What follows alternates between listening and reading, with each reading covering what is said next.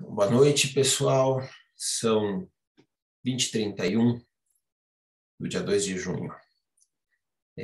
O nosso seminário continua em torno da teoria da justiça do John Rawls, assim como foi na última sessão.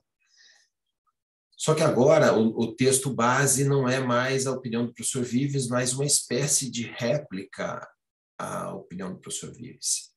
O autor dessa réplica é um catedrático de filosofia da Universidade de Valência, tradutor de Habermas e Kant para o espanhol, que é o professor Manuel Giménez Redondo. Se vocês recordarem, Giménez Redondo é quem faz o prólogo, ou um dos prólogos, do livro de Fundamentos do professor Vives, um prólogo bem longo, em que ele apresenta a visão de um filósofo do direito acerca do livro de Fundamentos.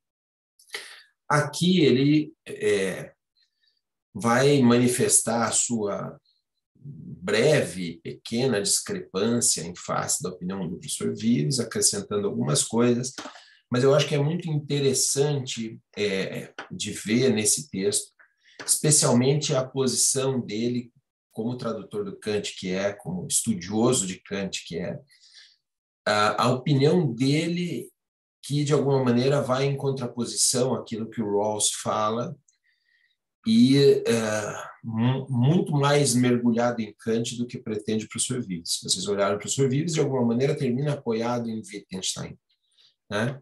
E aqui a posição do professor Giménez Redondo é de que talvez ele se somasse à crítica do professor Vives de que a teoria da justiça não é propriamente uma teoria, ou é insuficiente, ou não oferece nada de novo, embora seja uma boa reflexão, não oferece nada de novo. E o professor Manuel Giménez Redondo acrescentaria, não oferece mais nada de novo que Kant já não tenha dito. E é sobre isso que nós vamos debater aqui, ou explorar um pouco as questões do Kant. E o professor Giménez Redondo ainda vai um pouco além, ele faz toda uma vinculação, ou toda uma discussão com o texto do professor Vives, a ponto de, no final, inclusive, incluir uma discussão eminentemente jurídica ao responder algumas questões a ele formuladas por outro filósofo do direito, que é o professor Atienza, da Universidade de Alicante. Então, ali também saem algumas reflexões muito interessantes sobre o liberalismo, né? E vocês vão notar também que aqui o professor Giménez Redondo, ele é um pouco mais crítico ao Habermas do que foi uma certa leniência que o professor Vives tratou. Então, dito isso, vamos aí ao esboço do tema pela Mariana e, em seguida, eu abro a palavra para os demais que quiserem fazer seus comentários. Por favor, Mariana, você tem até 15 minutos. Tá dando para ouvir bem? Sim. Tá. Então, boa noite, pessoal. O Giménez, ele inicia o texto apontando que ele discorda parcialmente de um posicionamento particular do professor Vives, né, como o professor mencionou. Mas ele afirma não estar seguro de que se trata realmente de uma discrepância ou se seria mais uma questão de interpretação. E é sobre essa discordância que o texto ele se trata. Então, ele inicia a exposição trazendo o pensamento do Rawls, que eu não vou pormenorizar porque já foi explicado pelo professor e pela Roberta na última aula. Então, eu vou me limitar a retomar que o Rawls ele se questiona sobre os princípios que devem satisfazer as instituições básicas de uma ordem social para que esta possa ser considerada justa. Então, a resposta dele, de uma forma bem geral, é que esses princípios eles são aqueles que seriam escolhidos pelos chamados egoístas racionais em uma posição original caracterizada como o véu da ignorância, né? Em que a parte ela não seria somente imparcial, como também se pautaria em princípios necessariamente imparciais. Então, esse véu da ignorância, ele determina o que pode se chamar de razoabilidade moral frente a uma racionalidade econômica, né? Ou seja, aquilo que é utilizado para a eleição de princípios imparciais que construiriam uma ordem social de forma limpa, que o Rawls chama de fairness. Então, sendo daí que parte a ideia de justiça como imparcialidade, o Giménez ele entende que da posição original é possível extrair uma interpretação kantiana, né? pois os princípios obtidos na posição original, eles equivalem aos princípios a priori da justiça do Kant, possibilitando responder vários questionamentos, sobretudo sobre instituições jurídicas, principalmente no tocante à legitimidade delas. Então, no entanto, misturando a teoria do Kant com a do Rawls, um questionamento principal ele acaba sendo levantado no texto, né, que é sobre o que pode tratar essa eleição racional na posição original quando é suposto o véu da ignorância. E o autor ele conclui que a eleição ela somente pode versar sobre o que o Rawls ele chama de bens primários, né? Ou seja, coisas que elas são desejadas independentemente de outras coisas desejadas, sendo esses necessariamente a liberdade e o bem-estar, que ele pontua respectivamente em ordem de importância, que ele chama de regra de prioridade. Então, os princípios que as partes elas escolhem na posição original, nesse caso, eles precisam ir de acordo com esses princípios de justiça e eles devem ser seguidos pelas instituições para que elas sejam consideradas justas e, consequentemente, elas possam ser vistas como legítimas. No entanto, a introdução dos bens primários nessa teorização, ela traz alguns problemas de construção que são pontuados no texto, como a distinção que ele aborda entre fine theory of good e full theory of good, e a separação de questões universais de justiça, daquelas questões particulares de busca pelo próprio bem, mas o autor entende que essas dificuldades elas acabam perdendo a importância quando se repara que a posição original, enquanto construção de um ponto de vista imparcial, ela é convincente porque ela está construída em cima de ideias de bem abstrato sobre o qual ela se funda, né? O bem que dela resulta em formas de princípio e o bem que é nela introduzido como primário, sendo esse o que a gente reconhece como a liberdade formal moderna. Então, em outras palavras, pode-se dizer, na hora de delinear uma ordem justa ou de tratar de conduzir uma ordem existente a uma ordem de justiça, né? O autor ele duvida de tudo dentro dessa questão do véu da ignorância, com exceção da máxima de que cada um pode configurar e decidir sua vida da forma como desejar, sem a necessidade de pedir permissão a alguém, tendo como única limitação o reconhecimento desse mesmo direito a todos os demais, e que a base econômica da estrutura social seja organizada de uma forma que, por mais profundas que sejam as diferenças, elas não se convertam em o que ele chama de uma destruição do autorrespeito de ser livre. Então, considerando-se assim a liberdade como uma faculdade de fazer o que se decida fazer, contanto que não haja um impedimento pelo direito e pela força, a gente consegue concluir do texto que a existência moderna ela não pode admitir outro direito que restringe a liberdade que não seja aquele nascido de uma exigência de igual liberdade, né? Também não sendo razoável a concordância com algum outro tipo de violência que restringe a liberdade que não seja aquela que, novamente, busque garantir a liberdade.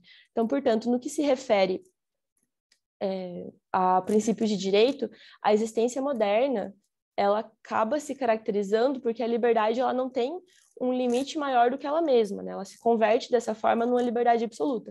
E tudo isso é retirado da teoria do Kant, e é assim que, para o Jiménez, é compreendida a ideia do Rawls de posição original. Mas, voltando para a perspectiva kantiana, que é o principal do texto, a gente pode extrair que o homem ele é um fim em si mesmo e tanto a razão quanto a liberdade elas são leis em si mesmas. A razão pela qual a liberdade ela não seria somente, como ele fala no texto, a clave de Bóveda, que a gente também mencionou na aula passada, mas também a pedra angular do próprio sistema da razão. Então, disso a gente conclui que para a existência moderna não tem sentido absoluto que não esteja diretamente vinculado à ideia de ser livre, tanto na sua perspectiva interna, que seria na questão da moral, quanto externa, que estaria mais vinculado ao direito e à política. Então, os conceitos metafísicos que são levantados pelo Jiménez, eles se incluem no ponto de vista da posição original, desde que o homem dotado de liberdade interior, né, que independe de determinações físicas, que, já me perdoem do jeito que eu vou falar, mas para o Kant é o noumenon, ele passou a se ver livre, passou a se ver, né, como livre igual. Só que ele aponta que o Rawls ele não se compromete com esse homem na sua teoria, mesmo que ele seja a base do homem modificado por essas determinações físicas, que daí o Kant chama de phenomenon. Ou seja, né, o portador de conteúdo do sentido de justiça que predomina nas sociedades liberais, né, nas sociedades modernas. Então, nisso, o autor ele concluiu que as bases da teoria da justiça do Rawls, quando analisadas numa perspectiva kantiana, elas acabam sendo emprestadas, né? E a partir dessa conclusão, o autor ele começa a trabalhar com a ideia do Rawls de justiça como imparcialidade. Ele aponta que em meados dos anos 80, o Rawls buscou demonstrar que a necessidade ela seria necessariamente uma virtude, entendendo que nosso sentido de justiça ele é uma particularidade cultural que só a interpretação kantiana ela teria compreendido de uma forma universal, acho que é universal o termo que ele usa. E esse né, novo Rawls, que, como ele menciona, ele deixa de lado a interpretação kantiana e ele foca principalmente no sentido de justiça como uma razão em si e não como imagem de si, não havendo espaço nessa teorização, dessa forma, para os conceitos do Kant que são, né, essencialmente metafísicos. Então, para ele, os princípios da modernidade política elas não podem jamais se basear numa doutrina da verdade, né? Uma doutrina verdadeira, justamente porque eles surgiram pela necessidade de evidenciar que essa doutrina da verdade não é possível. Então, assim, os princípios da justiça que seguem a modernidade, eles contêm a justiça necessariamente por não tratarem especificamente da verdade. Então, para ele, o consenso que o sistema jurídico precisa, ele não se baseia na verdade, mas sim numa ideia que ele chama de overlapping consensus, né? De comprehensive conception, que permite que haja uma concepção comum e necessariamente compartilhada de justiça. Eu pesquisei um pouco mais sobre essa ideia do overlapping consensus, porque depois ela é retomada algumas vezes no texto e eu não tinha entendido direito, e eu encontrei que o problema do consenso para o Rawls ele não está no pluralismo, mas no fato das diversas concepções, sejam religiosas, morais, filosóficas, elas serem compatíveis entre si pela sua abrangência, e essa abrangência que seria essa comprehensive conception. Então, diante disso, o Rawls ele sugere que somente uma concepção política de justiça ela pode ser objeto de consenso, né? O chamado consenso por sobreposição, que é esse overlapping, entendendo ser possível a união política entre todos os indivíduos em torno dessa concepção, porque os princípios dela elas serviriam necessariamente para organizar uma sociedade justa. Mas esclarecido isso, é importante mencionar também que, de acordo com o Jiménez, o Vives ele sustenta que a ideia de justificação dos princípios da justiça em termos morais, que o Rawls ignora, acaba sendo necessária, né? Porque a razoabilidade dessas concepções que são vistas como plurais, que eu mencionei anteriormente, somente pode ser estabelecida de fora das sociedades, a partir da convivência ou de uma classe de direito moral que prevaleça sobre qualquer concepção de mundo. E essa segunda hipótese, né, vejam que é o que possibilitaria esse consenso de sobreposição. Então, dentro dessa noção, o Jiménez ele traz o pensamento do Habermas, que entendia que o princípio em que se expressa esse ponto de vista moral ele pode ser obtido por meio da fala argumentativa, né, entendendo que somente pode ser considerada legítima aquela norma que todos os possíveis afetados eles tenham podido concordar ou tenham a possibilidade de assentir, sendo participantes de uma discussão pautada na razão, né? Então, o Vives, ele discorda disso por meio de uma citação, que eu vou ler para vocês, porque acaba sendo o ponto principal do texto, que é assim: caso se espere da concepção de justiça de liberalismo político uma justificação mais forte que a contextual, limitada e remetida a um consenso possível que oferece as formulações de Rawls, creio não poderia dá-la. E, sem dúvida, creio que o núcleo básico do liberalismo político poderia, talvez, proporcionar paradigmas de justiça que pudessem ser defendidos de modo quase universal e levados pouco a pouco à prática. Porque, com a globalização, o sentido ético comum das democracias, que constitui o ponto de partida da construção de Rawls, está se universalizando, e, atrás dessa universalização, a igualdade dos seres humanos em dignidade e direitos é algo que não sei em que termos poderia discutir-se seriamente. Esse é o ponto principal do texto, porque é nessa fala que o Jiménez ele discorda do Vives, né, afirmando que a diferença entre o que ele pensa e o que foi pautado pelo Vives é que, no seu juízo, o contexto mencionado pelo Vives ele se converte em princípio.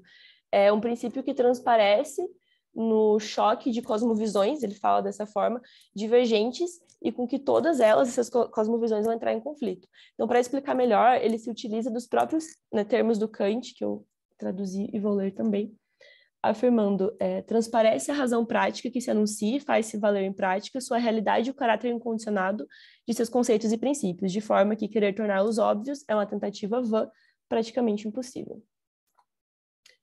O Jimenez, ele aponta que a assertiva do Vives é um contexto em que se anuncia um universal incondicionado, é uma verdade que ele fala prática de tipo categórico, e ele entende que a melhor forma de conceituar isso seria recorrendo aos conceitos metafísicos do Kant, né? Então, o autor aponta que o princípio da liberdade ele tem sido visto como uma base única de regulamentação possível, sem alternativa, em um mundo que, na verdade, é cada vez mais uno, né? Então, ele entende que é o princípio prático incondicionado, da forma como ele é explicado pelo Kant, que deixa claro a condição que faz com que a razão teórica ela sempre acabe sendo problemática, né? E essa questão é que nós não somos um mecanismo da natureza, fala dessa forma. Nós não somos um mecanismo da natureza porque nós somos tirados dela, fomos extraídos dela para nos entregar nós mesmos por meio da autonomia. E por isso, a nossa lei, ela somente pode ter como medida a condição e a ideia de que nós somos livres, porque nenhuma outra medida ela teria a capacidade de abordar a todos. Então, ao mesmo tempo em que nós não somos considerados um elemento da natureza, ele aponta que nós não somos prisioneiros de uma tradição cultural específica, porque a gente constantemente se obriga a observar, a mirar o mundo a partir de outras doutrinas, né, compreensivas que podem gerar o que eu mencionei, né, o overlapping, que dificilmente pode ter um conteúdo diferente dos princípios liberais com base na dignidade. E essa mesma noção, ela é trazida pelo Vives, mas ela é expressada de forma mais próxima aos conceitos do Kant. Então, por último, o Jimenez, ele aponta que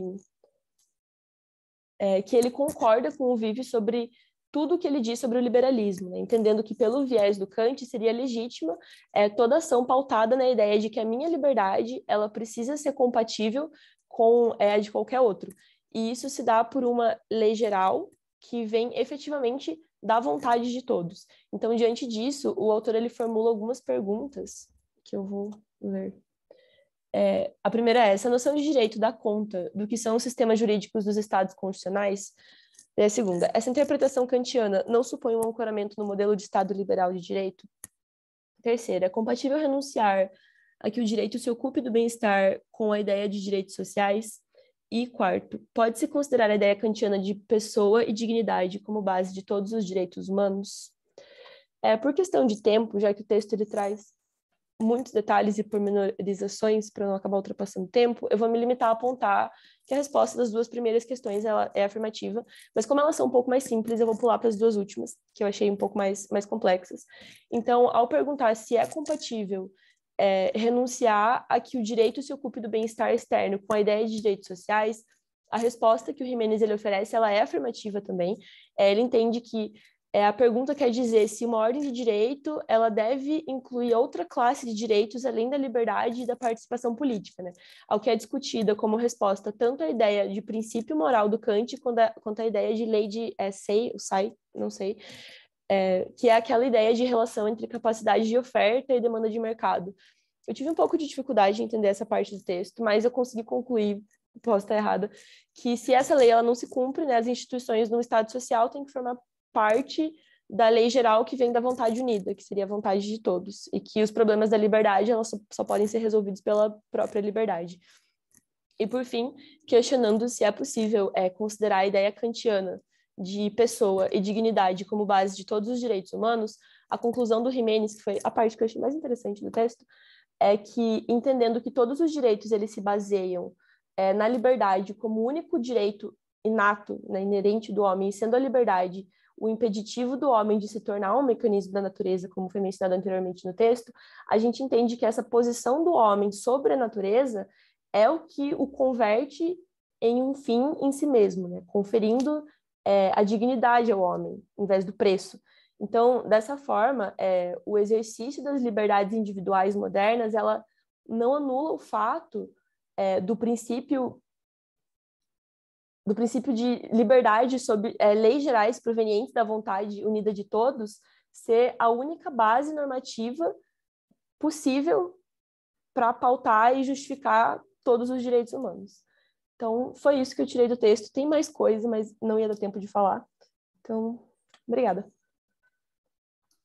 Foi ótimo, Mariana, como sempre. Obrigada. Você captura bem as bases do texto e consegue nos transportar para ele com clareza. Não tem nenhuma afirmação que você tenha feito que esteja descontextualizada do que disse o professor Jimenez Redondo. Obrigada, Portanto, professor. parabéns, viu? Muito bem. Quem mais de vocês viu alguma coisa chamativa no texto? Alguma coisa que a Mariana não tenha tocado, ou que tenha tocado, ou se alguma das questões do texto trouxe conexões outras para vocês com outros temas que vocês queiram que sejam abordados, por favor. Palavra livre, gente. Daniel? Professor, eu até dei uma viajada depois que eu li o texto e concomitantemente, porque muito me intriga alguns posicionamentos de aplicação dos métodos de teoria da argumentação jurídica na prática, né, na vivência da forense, da gente. E daí eu tenho o livro do Lenin Streck, de Verdade e Consenso, e tem umas críticas dele bem contumazes. Então, um ponto que já foi abordado na exposição, muito boa, também compartilho da opinião do professor das exposições da colega, foi a questão da globalização, que já foi levantada na aula anterior, né? O professor passou a ter uma biografia, mas eu achei bem interessante essa parte, principalmente ali quando ele fala no texto sobre que nenhuma das duas teorias acaba acaba não saindo do direito interno.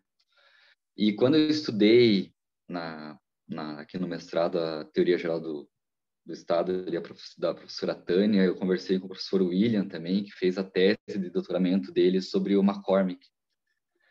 E eu fiz o artigo sobre o tema, e sobre coerência normativa, universalidade, etc. E procurei por todos os livros possíveis que eu tinha acesso do McCormick, e no fim perguntei para ele por desencargo se teria alguma questão de ordem internacional também, como se levanta aqui no texto, ele confirmou para mim que não teria. Também deu uma olhada naquele material que eu sugeri do Otfried Heffer? Uhum. Não olhei ainda, professor, está anotado aqui para posteriormente. Mas, enfim, no McCormick também, que eu só levantar e ilustrar essa questão, que também não tem nos estudos dele, apesar de eu ter achado um livro de direito internacional, mas é que todos os filósofos ali que tinha uns 20, 30 que falavam cada um sobre o seu país, mas não era uma questão coligando todos, né? Que eu acho que é o que faz falta. E uma outra questão que eu tenho dúvida, professor, se já deu tempo do professor Vives fazer a tréplica desse questionamento. Muito bem, muito bem. Alguém mais? Bom, professor, se eu puder fazer um pequeno comentário. Claro, Raíssa, fica à vontade. Bom, é que a Mariana estava falando desse processo de sobreposição do Rawls, e isso é fundamental dentro de Vives, porque o que o professor Vives vai defender no final das contas é a constituição formal no sentido dos seus princípios elementares. E nós vamos descobrir esses princípios elementares justamente por esse processo de sobreposição do Rawls. Rawls vai propor um conflito entre princípios, e desse conflito nós teremos os princípios elementares. E o professor Vives vai defender que esses princípios elementares, esse mínimo de direitos, seja defendido na Constituição. Por exemplo, a dignidade da pessoa humana. E essa Constituição é que vai servir como limite normativo da lei interpretada. Por que isso é importante? Que ao falar do pensamento do professor Vives, nós nos deparamos com a ideia de tipo de ação, por exemplo. Então, o que vai limitar a interpretação da ação dentro do tipo de ação, em uma última instância, vai ser justamente esses princípios expressos na Constituição. Porque o professor Vives, ele vai enxergar o sistema penal, esse tema é muito importante, porque ele vai enxergar o sistema penal como? Com a Constituição na frente dele e o Código Penal do lado. É assim que ele enxerga o sistema penal, né? A Mariana, inclusive, ela falou de liberalismo, Achei muito boa a apresentação dela, e o professor Vives, ele é um liberal no sentido do homem como senhor de si mesmo, né? Não sendo controlado por nenhum aparato. E basicamente é isso, é esse comentário de que esse processo que a Mariana comentou acaba nos levando a um tema muito central do professor Vives, que é o papel da Constituição, o papel da defesa do pedaço de papel, né, para o sistema penal. Obrigado. Bom. Alguém mais? Professor, só um adendo. Nada, não. Um dos textos do professor do Lênin Streck que eu encontrei, eu até selecionei aqui para citar, que eu achei bem interessante, que tem a ver com o nosso estudo, que ele se baseia numa palestra que o Alexis deu no Brasil, e daí num trecho fala sobre a teoria dele, as críticas que se tem da aplicação dele no Brasil, né, pelo STF, etc. Mas eu achei interessante que ele fala da dobra da linguagem, num pedaço da crítica, o Lênin, né, falando assim que tudo indica que o jurista alemão não compreendeu os avanços que o giro ontológico-linguístico produziu sobre a questão do método. Isto porque na hermenêutica filosófica o que está no centro da reflexão é a relação intersubjetiva, que é condição de possibilidade para todo conhecimento. É por isso que se fala em ser no mundo, né? Por exemplo. E também é por isso que, para a hermenêutica, o direito não pode operar apenas no plano argumentativo. Observa-se assim que Alexis ignora a dobra da linguagem e, consequentemente, do discurso jurídico. Só para enfatizar que, para onde que eu fui, assim, professor, nas viagens sobre teoria da argumentação jurídica, sobre a questão de aplicação depois das teorias de outros autores estrangeiros, né? Muito bom. Muito bom. Alguém mais? Não. Professor? Pois não, Renato? Na verdade, é mais uma dúvida.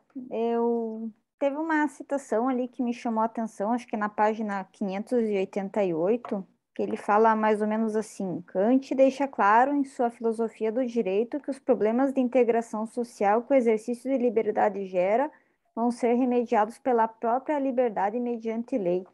Se o professor puder depois Que falar página, um pouquinho. perdão? 588. 588. Tá, Kant se entende perfeitamente claro, tá, sim. Tá bom. Farei isso. O que mais? Alguém aí? Aleph, Guilherme, Roberta? Eu fiquei com uma dúvida, na realidade. Acho que um comentário que eu ia fazer, a colega já fez.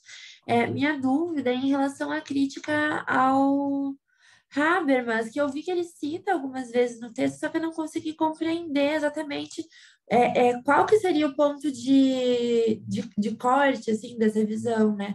Porque eu vejo que ele se aproxima do Kant, mas eu confesso que eu não entendi esse ponto. Eu vou esclarecer. Alguém mais?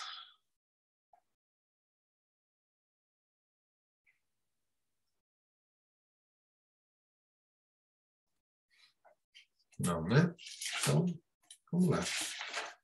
Vamos voltar no começo. Eu vou tentar minha proposta para vocês, à margem, obviamente, de responder as questões que foram trazidas paralelas, e mesmo as questões correlatas ao próprio texto, também de tentar aproximar vocês, dentro daquilo que a própria Mariana falou, de uma coisa mais palpável a respeito dessas várias teorias. Nós temos aqui a teoria da justiça do Rawls, revisada pelo próprio Rawls em outro artigo, né? Vocês devem ter visto isso. Nós temos a opinião do Jiménez Redondo sobre a posição do Rawls em certa aproximação e em certa contraposição ao professor Vives, no que respeita a vários tópicos. A influência kantiana é um deles, e o aproveitamento do Habermas é outro deles, né? Como foi no caso da pergunta da Roberta. Então, eu vou tentar fazer uma passagem geral pelos temas da Mariana, e quero daí desenvolver também com vocês 2 pontos que eu pessoalmente gosto desse texto, que são posições do professor Giménez Redondo. O professor Giménez Redondo, eu já tive a ocasião de conversar com ele, umas vezes na casa do professor Vives, até ver os dois conversando é uma aula, né? Eles são, assim, 2 cabeças fantásticas, né? Eu vou tentar desenvolver um dos tópicos que se encontra aqui, que que diz respeito a uma concepção de Estado que o professor Giménez Redondo tem, e também, mas talvez dentro da pergunta da Roberta, entrar um pouco num esclarecimento sobre a opinião do Habermas, que, a meu ver, mas é uma opinião pessoal, né?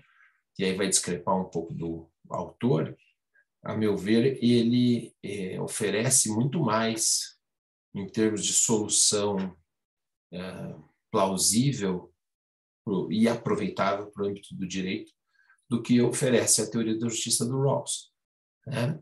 E para mostrar isso, eu vou começar com uma pergunta para vocês de tudo que vocês viram, porque, claro, nós já é o 2º seminário em cima da teoria do Rawls, está todo mundo já mais ou menos habituado com aquilo que ele sustenta, né? Ou seja, uma teoria da justiça tem por ponto de partida uma posição original, né, das pessoas submetidas a um véu de ignorância em que elas tentam fazer valer a sua liberdade através da consecução para todos de bens primários expressos na liberdade e no bem-estar nesta ordem, né? Sempre se fixa muito essa sobreposição da ordem daquilo que se deve obter.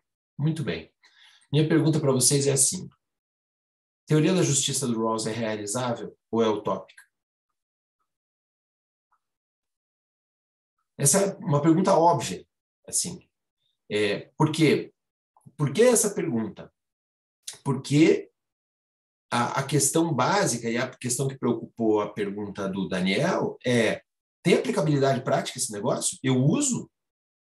Eu resolvo problemas práticos com uma teoria da justiça do Rawls? Ela de fato existe? Ela se aplica em algum lugar? Em que lugar? Onde? Qual é o grande exemplo? O próprio Rawls não começa por descartar os Estados Unidos, Land of Freedom, né? Olha, ele monta uma teoria da justiça ancorada sobre a liberdade, vivendo nos Estados Unidos, a chamada Terra da Liberdade, e nega os Estados Unidos como o lugar dessa experiência. E não cita lugar nenhum como experiência. Qual é a experiência? É factível essa teoria? Eu pergunto isso por uma razão muito óbvia, né? Porque alguns conceitos, ou algumas categorias que são explicadas pelo Rawls me causam certa perplexidade, né? Por exemplo, posição original. Que posição original é essa? É possível eu organizar uma teoria da justiça desde fora da sociedade? Eu não estou na sociedade. Eu estou num ambiente pré-sociedade. Tá? A sociedade não está organizada, o direito não está organizado, eu estou antes dele.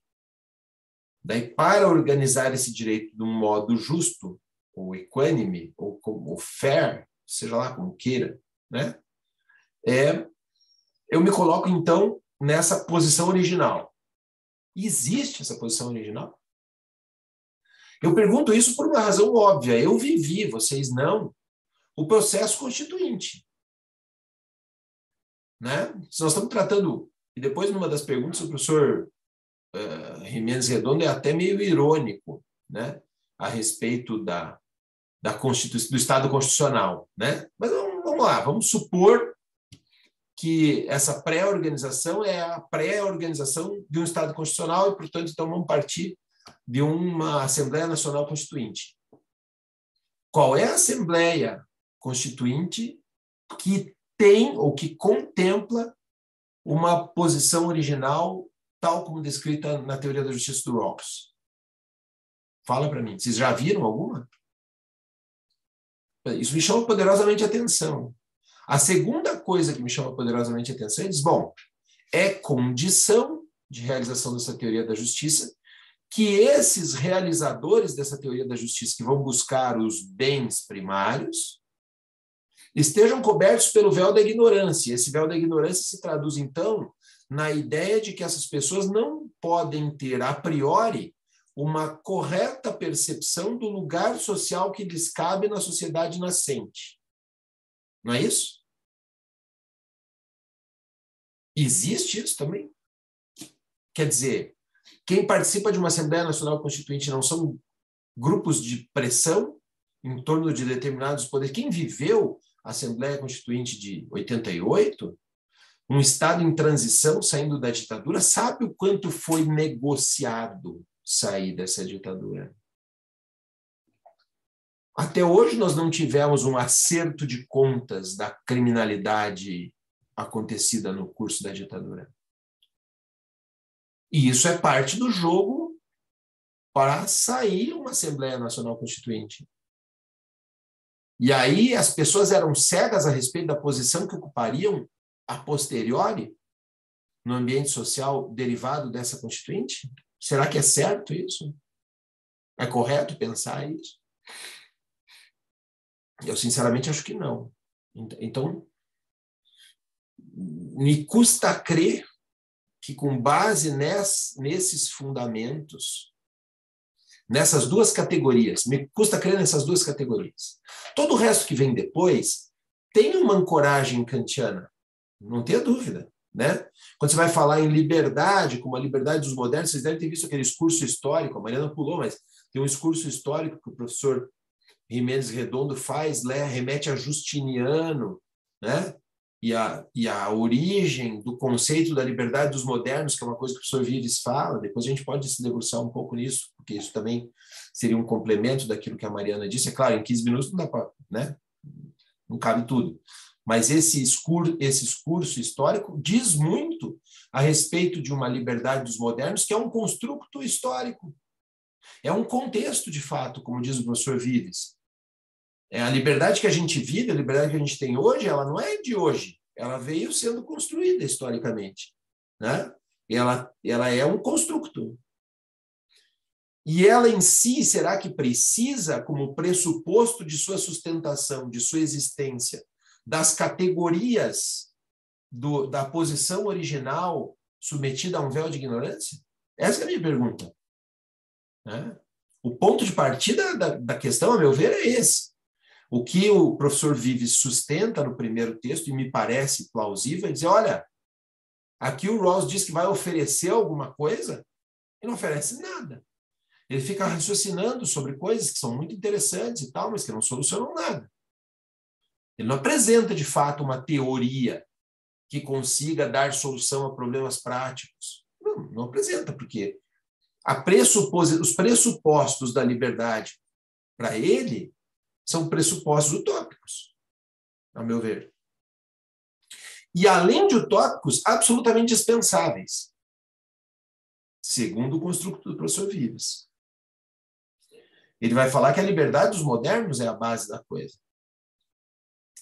O Jiménez Redondo, por sua vez, vai puxar a sardinha para o campo kantiano, né? Vai dizer, não, tá, esse contexto referido pelo Vives da liberdade dos modernos, na verdade, não é um contexto, é um princípio. E esse princípio reside na razão prática kantiana. Então, a diferença, a discrepância do professor Vives e do professor Jiménez Redondo reside em de onde sai esse pressuposto de liberdade. Mas ambos estão de acordo de que essa conversa de posição original e o véu da ignorância, essa conversa toda aí, é uma forma de ver, bom, não sei se vocês viram que em várias passagens do texto remete a esse livro aqui, ó, Uma Teoria da Justiça, no item 40, que é esse aqui, ó.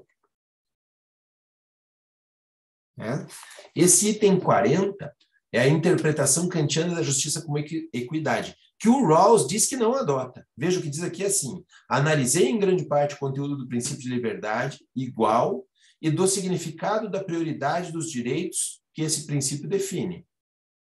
Existe uma interpretação kantiana da concepção da justiça, da qual esse princípio deriva. Essa interpretação se baseia na noção de autonomia de Kant. É um erro, na minha opinião, enfatizar o lugar da generalidade da universalidade na ética de Kant.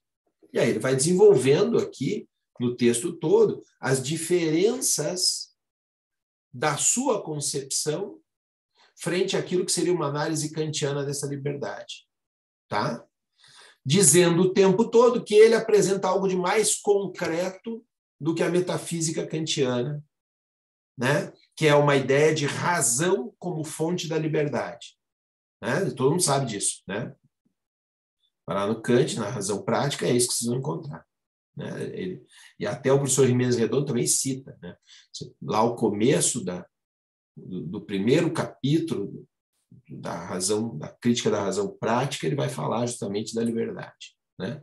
Basta vocês buscarem lá, vocês vão encontrar. Então, eu recomendaria como leitura complementar, para quem se interessou pelas discussões que estão aqui, ir no texto do Rawls para ver essa questão, e depois do texto do Habermas também tem algumas coisas interessantes para buscar, e também, de alguma maneira, ir lá no Kant, lá na razão prática. Não precisa ler tudo, mas assim, o começo, que é a parte da relação da liberdade com a realização prática dessa própria liberdade, para mostrar como a liberdade é a sua própria fonte em Kant.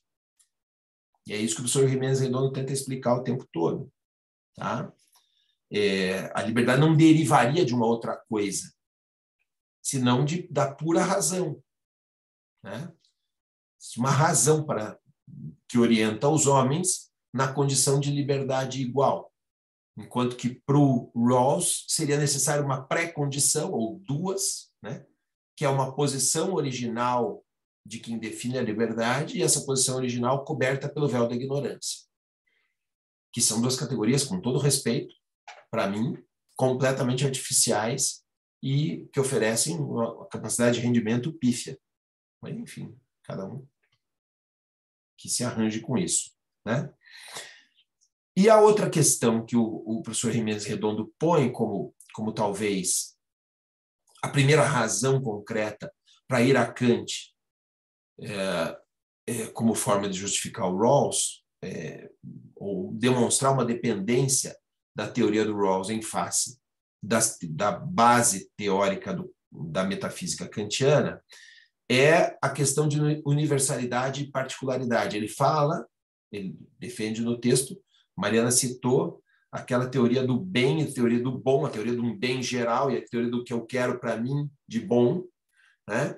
Que isto, na forma do Rawls, por muito que ele queira separar uma coisa da outra, ele não consegue. Né? Acaba uma coisa levando a outra, o que é exatamente aquilo que o Kant faz como a racionalidade geral, né? O princípio moral de universalidade, de vida boa, que todo mundo deve almejar. Então, no final das contas, ele diz, olha, o professor Vives faz essa crítica, né? Ele diz, olha, ele tenta atirar fora o conceito da moral kantiana pela porta e ele volta pela janela, né?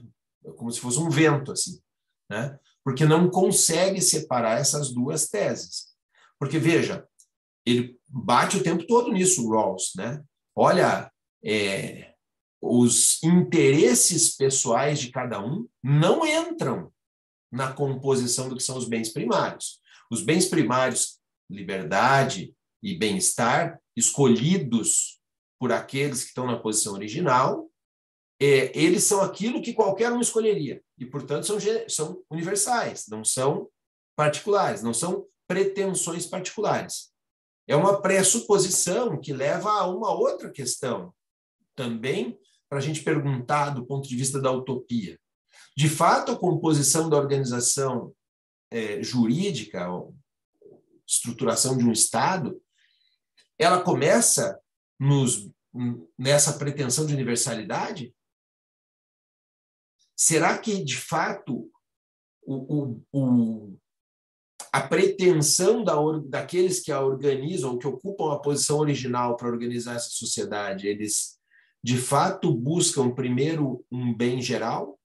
Aquilo que todo mundo escolheria, e que é genérico para todo mundo, ou será que vai interferir aí também uma questão de grupos de poder e etc. Eu vou usar um exemplo da nossa Constituição para que não fique nenhuma dúvida sobre o que eu penso. É muito pessoal, isso não está no texto, nem tem relação com o texto. Mas alguém consegue me explicar por que nós temos, depois da Constituição de 88, certo? Que é uma Constituição, então, civil de um Estado social e democrático de direito, certo? Por que nós temos uma justiça civil e outra militar? Por que a justiça militar se ocupa de matéria que não é exclusivamente o direito administrativo da gestão militar, mas também de crimes comuns, por exemplo, praticados por militar? Por que nós temos uma justiça exclusiva para a União, como é a Justiça Federal, se a Justiça Estadual, em matéria criminal, por exemplo, também se baseia em lei federal? Alguém consegue me dizer qual é a razão para ter justiças separadas, salvo que eu considere que a estrutura desse Estado, a priori, pretende um privilégio para a União e para os militares?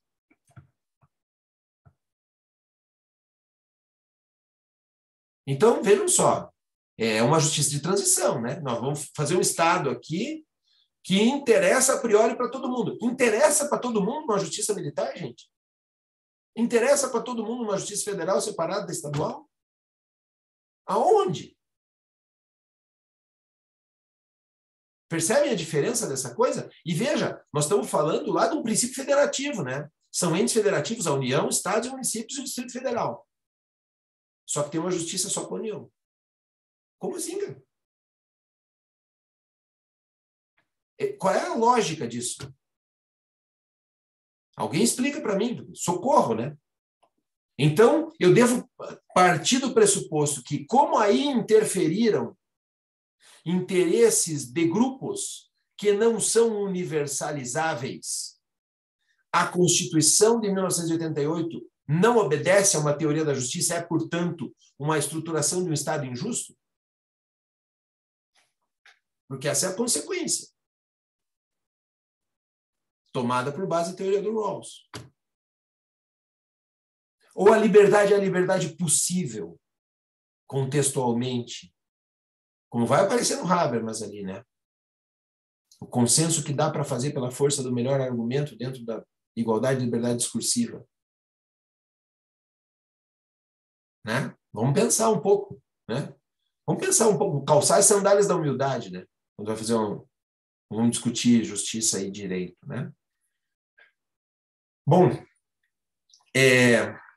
eu gostaria de chamar a atenção para vocês, e aí é nessa passagem aqui do texto, para que a gente siga alguma ordem cronológica. O esforço histórico da prioridade do primeiro princípio, que é o princípio de liberdade, né? Eu gostaria de entrar nesse ponto justamente porque foi um ponto que a Mariana, pela brevidade do tempo, não pôde abordar, né?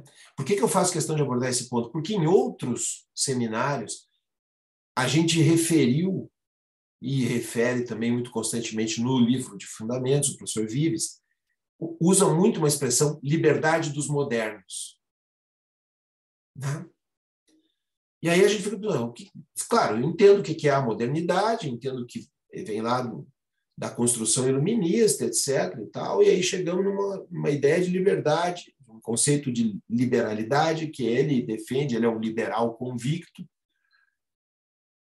Aí a pergunta passa a ser, o que é essa liberdade, afinal? Porque, volta e meia, parece uma crítica, né, uma confusão. Né? Quando fala de um liberal, o sujeito já pensa que é um liberal econômico e ponto. Né?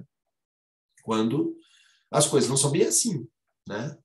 Quando Vives defende ferreamente a liberdade dos modernos, é algo que está muito bem construído no texto do professor Ximenes Redondo, nessa epígrafe que é um discurso, é uma colateralidade, é uma coisa que escreveria, sei lá, o Raissan, que gosta, o Raissan de vez em quando Você fala para ele de um tema, ele pega aquele tema e sai por uma tangente e escreve toda uma construção teórica muito bem elaborada, paralela, né? Ele gosta disso. E eu acho legal isso é uma coisa legal. E o professor Jiménez Redondo fez aí, deu uma de Raissan, ou o Raissan deu uma do professor Jiménez Redondo, não sabemos muito bem.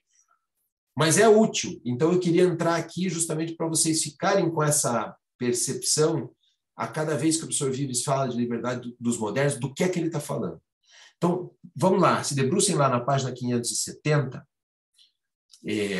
na explicação que o professor Jiménez Redondo faz. Ele diz: podemos entender a existência moderna como a que está lá no título 2º do livro 1º das instituições de Justiniano. Por que ele começa no Justiniano? Para mostrar alguma coisa que foi superada no processo de secularização, tá? De liberdade em relação à ideia de direito natural. Veja lá. Ele vai dizer lá, olha, o que tem essas instituições? Contra todas as servidões que são contrárias ao direito natural, pois o direito natural de todos os homens é nascer livres, por princípio, né? E a tendência moderna seria aquela que quer repor aquilo que não se pode considerar senão o seu princípio de origem racional. Ou seja, o que ele está dizendo é, a racionalidade pautada lá atrás é que todo homem nasce livre, num primeiro momento. Mas lá, por tratar-se de certo direito natural, muito vinculado às fórmulas romanas, se trata a liberdade como um instituto, né? A libertas é um instituto que difere da servidão. Então, tem o sujeito livre e tem o servo. E as duas são categorias institucionais muito bem aceitas na estrutura do direito romano, né? Então, lá no Justiniano, na codificação do Justiniano. E o que é isso? Ele diz, olha, a diferença de uma coisa e da outra, né? A liberdade é a faculdade de fazer o que a pessoa decida, a não ser que algo venha a ser impedido pelo direito ou pela força. Resulta que a existência moderna não se admite outro direito que restringe a liberdade, além do nascido da exigência de igual liberdade. Nem é admissível outra violência que restringe a liberdade, além daquela que assegure igual liberdade. A liberdade não tem mais limite do que ela mesma. Como é que aconteceu isso aí? Como é que é esse processo que diziam uma coisa, criavam instituições lá no direito romano, e os modernos vão dizer, não, peraí, a liberdade não tem outro limite, não tem limite na força, não tem limite no direito, tem limite só em outra liberdade. Como é que foi essa liberação disso? Foi uma liberação do processo de direito natural existente lá atrás. Com a secularização, tudo aquilo que vinha dado como institucional, e é a libertação da natureza, referida pelo professor Jiménez Redondo, né? A gente se liberta daquilo que a natureza nos condiciona e passa a dizer que só a razão humana condiciona o próprio homem, tá? Então, ele diz lá, olha, a gente se liberta da natureza e é entregue a gente mesmo, sabe? Nós não somos mais escravos de uma ordem natural pré-estabelecida, senão que somos entregues como livres àquilo que decidamos nós mesmos. Esse é o processo de secularização e de afastamento de um direito natural. Não existem as coisas dadas. As coisas são o que a gente quiser que sejam. E é nesse processo que a liberdade deixa de ser uma instituição jurídica de um direito natural predisposto, porque se você nasce servo, você vai morrer servo. E se você nasce livre, você vai morrer livre, teoricamente, né? Porque o direito te ampara nesse sentido. Deixa de ser assim e passa a ser uma escolha de ordenação. E quando tem essa escolha de ordenação, daí esse pressuposto que é tomado como liberdade é a razão de ser dos seres humanos enquanto tais. Todos os seres humanos são livres. Essa é a predisposição. Cada indivíduo é livre por si. E ao ser livre por si e ser autônomo nesse sentido, né, e é por isso que ele acaba remetendo ao Kant, né, o homem se converte a um fim em si mesmo. Ele não tem mais um pré-condicionamento, é ele por ele. E se esse homem que condiciona a si mesmo é livre, ele só pode ter na própria liberdade a limitação dessa liberdade. Não pode ser outra limitação. Daí é que vem a ideia da liberdade entre os iguais. Ora, veja lá, eu não posso justificar por um direito alheio à liberdade os limites da minha liberdade. Eu não posso justificar pela força, não é legítima uma força que seja capaz de tolher a liberdade. O que é que sobra para tolher a liberdade? Liberdade também. Só isso, né? E essa aparente contradição, como é que eu vou resolver a limitação da liberdade por outra liberdade? Ora, muito simples. Eu posso fazer o que seja, salvo que aquilo seja uma aflição, constitua uma aflição da liberdade do indivíduo. A questão é que o indivíduo não sou só eu, né? Numa estrutura comunitária, aí a gente cansa de ouvir isso como brocardo, ou não. A minha liberdade vai até onde? Vocês já ouviram isso? Até onde? Onde é que termina a minha liberdade? Onde já começa a do outro, né? Não é isso? Então a liberdade está limitada pelo quê? Se não pela liberdade do indivíduo. Continua sendo um indivíduo, só que é outro, né? Por que isso? Você vai dizer, mas eu queria que a minha liberdade fosse a prevalente. Tá, mas na vida em sociedade não é assim que funciona, né? Eu me relaciono com alguém. Você quer ser livre sozinho? Ok, né? A gente já viu isso aí em outras discussões sobre as teses do professor Vives, ele volta e meia fala disso. Né? Enquanto o Robinson Crusoe vivia sozinho na ilha, nem precisava de um conceito de liberdade, não precisava de nada. Chegou sexta-feira, tem que ter regra. E essa regra impõe o quê? Que eu possa ser livre, a regra vai pautar a minha liberdade com um limite, que é a liberdade do outro, pois eu tenho que me interrelacionar. E, por outra parte, perceba, é justamente essa inter-relação que me valida como pessoa.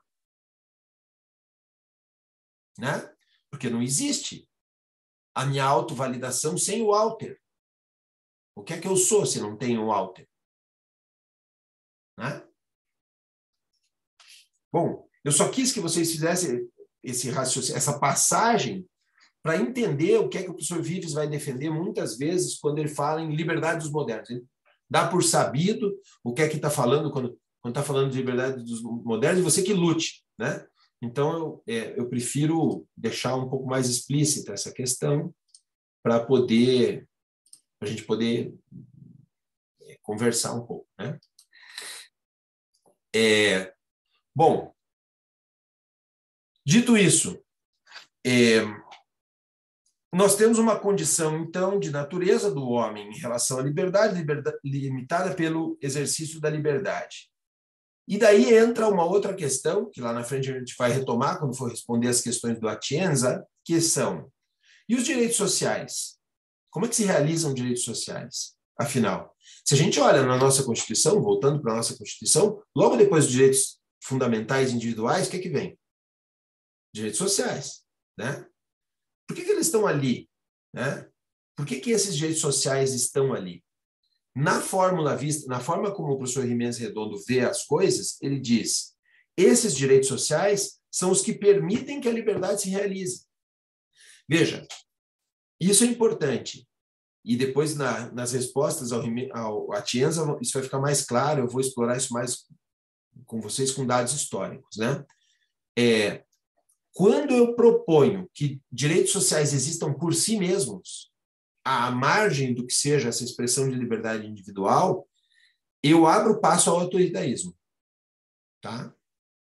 E é isso que tenta evitar o professor Jiménez Redondo. Eu vou trabalhar com isso nas respostas ao Atienza. Tá? Bom, basicamente, então, do que é que trata todo o texto? Ele diz, olha, no fundo dessa liberdade individual, encontra-se a metafísica kantiana da razão, né? Que tem aquele caráter moral, tudo aquilo que vocês viram. A contraposição disso em relação ao Rawls é que o Rawls funda numa teoria da justiça. Né? Qual é a conclusão do professor Jiménez Redondo a respeito desse livro? Né? O livro que ele trabalha com originalmente, a posição original do Rawls. Ele diz, olha, a conclusão aqui é que o Rawls chupou a teoria dele do Kant, ou seja, tirou dali. E quando você olha esse item 40, né, da teoria da justiça, aparece muito clara uma tentativa de desvinculação do Kant. Dizer, olha, eu dei um passo adiante. Todo tempo ele está tentando mostrar isso, né? A meu ver, sem muito sucesso, né? Talvez ele tenha tido mais sucesso naquela questão de 85, do artigo de 85, referido pelo senhor Vives, que é a justiça como equidade política e não metafísica, né? O artigo está aqui, tá? Eu estou colocando no chat para vocês. Se vocês não têm, está aí o artigo que é referido no texto. Muito bem, o que é que tem aqui? Para onde vai caminhando o Rawls? O Rawls se dá conta da dificuldade de universalidade que tem a teoria dele, sem uma ancoragem no Kant. E aí ele vai para um outro lado. Ele quer negar, perceba, desde o começo essa vinculação com Kant, e, portanto, quer negar que o sentido da justiça venha como uma razão em si. Né? Veja, a razão em si, a razão é o que produz liberdade em Kant. Né? E ele quer dizer que é uma outra coisa. E essa outra coisa, que não pertence ao espaço metafísico, seria, então, uma justiça que vem da política, né? Da atuação política. E como é que isso acontece? E aí vem um pouco do comentário do Raissan, que, aliás, eu não estou de acordo, mas já vamos chegar lá. Vem da ideia de um consenso em sobreposição. O que é o tal conceito de consenso por sobreposição? É a ideia de que você tem vários princípios que conflitam entre si, mas que conseguem se acertar em um mínimo.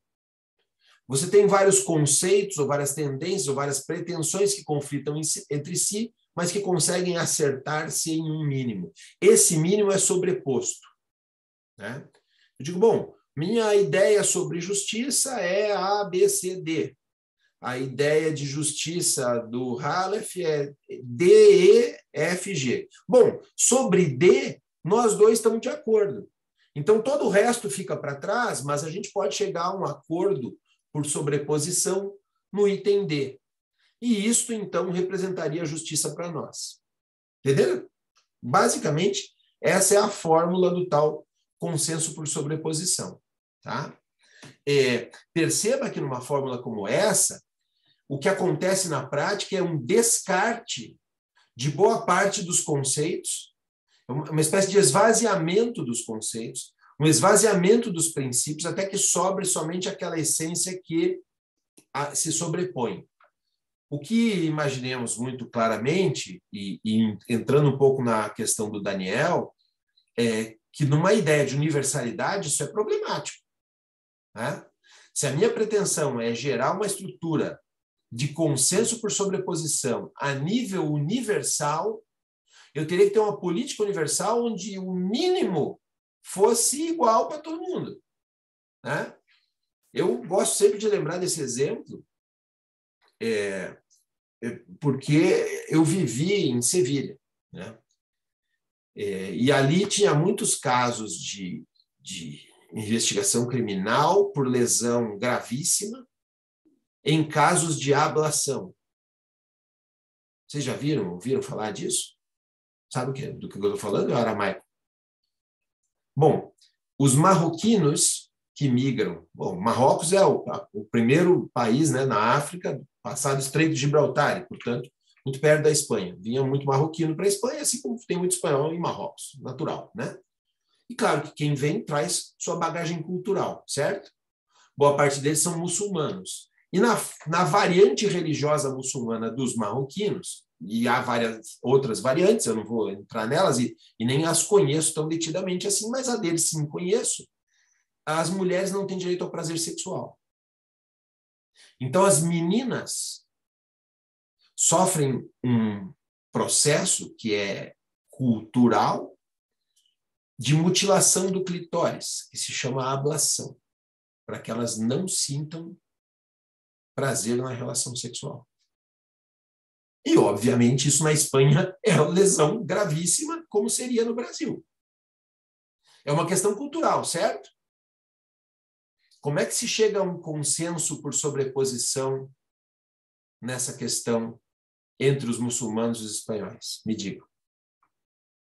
Qual é o meio termo que sobra, né, para dizer se isso é crime ou não é crime? Tem um âmbito de justificação, de exculpação, que a gente possa incluir isso para se alinhar à vertente marroquina?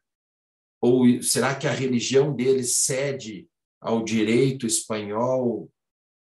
O que vocês acham? Não acontece, né? Não acontece, simplesmente. Não há sobreposição possível. É o desafio da globalização. Você quer uma universalidade de uma coisa, né, que tem localidades diferentes. Portanto, é bastante questionável que se chegue a isso, né? A tentativa mais próxima disso é o REF, viu, Daniel? Vai lá no REF, vai ler. Acho que você que está muito preocupado com isso vai ser uma coisa que vai te dar uma visão muito interessante, né? Mas eu estou colocando isso só para vocês pensarem sobre o que é o decote que se pode fazer nessa ideia. E veja, com pretensões de universalidade, que é bem o contrário do Habermas, né? O Habermas ali, quando a gente for entrar, o Habermas não tem ali uma pretensão de universalidade. Ele vai em caso a caso, né? Eu vou mostrar para vocês, porque isso também é uma coisa que a gente precisa ver. Aqui está bem citado, embora o professor, vamos lá, o professor Jiménez Redondo fez o curso do Habermas, né, junto com o professor Vives, lá em Frankfurt. Ele sabe do que ele está falando. Tem uma passagem do texto que ele diz: olha, eu nunca vi o Apple ou o Habermas falarem. Como assim nunca viu? Porque ele estava lá, né? Nunca viu mesmo, né? E aí ele diz aqui que o Habermas faz uma série de suposições e tal, mas eu não vou entrar nisso. Eu quero chamar a atenção para vocês para um ponto, que é um ponto que a mim parece muito relevante, em especial porque a gente escuta aqui dentro da Universidade Federal do Paraná uma série de críticas ao Habermas, que parece que é de gente que não fez o curso junto com o professor Jiménez Redondo, né? Para ficar bem sutil, né? Chamo a atenção dos senhores para a página 580, em que o professor Jiménez Redondo, de primeira mão de conhecimento, citando Habermas, com aspas, diz, no primeiro parágrafo ali, na 8ª linha, só pode considerar-se legítima aquela norma a que todos os possíveis afetados por ela tiveram possibilidade de prestar seu assentimento como participantes de discussões racionais. E, por discussões racionais, deveria ser entendidas as desenvolvidas em termos tais que seus resultados tenham a favor a presunção de contar com os melhores argumentos, ainda que esse resultado não seja um acordo, mas apenas algum tipo de compromisso cuja equidade viesse medida por essas condições de racionalidade da discussão. Então, pensemos. A racionalidade da discussão do processo penal, qual é? Bom, os princípios que limitam esse processo. Ampla defesa, indúbio pro réu, né? E não são esses princípios o que a gente faz como um checking para ver se não tem nulidade? Uma vez que houve igualdade de oportunidade para defesa e para acusação, houve ampla defesa, a dúvida favoreceu ao réu, se superou uma dúvida razoável para condenar o réu, a gente não diz que esse resultado do processo foi justo? A gente diz. Olha, o mais justo possível. E não é um justo absoluto, entendam. É o justo possível, pelo consenso naquela igualdade de oportunidade discursiva que foi concedida naquela praxis. Veja, uma norma só pode gerar seus efeitos sobre quem participa com o assentimento das discussões racionais que a conformaram. E isto vale para a norma em sentido abstrato, processo de criminalização primária, né? Se eu não tenho representantes lá, suponha, sei lá, que uma sedição no Maranhão, por que eu escolhi o Maranhão? Porque o Maranhão foi o último a entrar na República, né? A República Brasileira se estabeleceu antes do Brasil inteiro, sobrou o Maranhão mais uns 3 meses depois, ainda meio no Império. Tá? Vamos supor que o Maranhão fizesse uma sedição, tá? E lá ficasse fora do consenso brasileiro.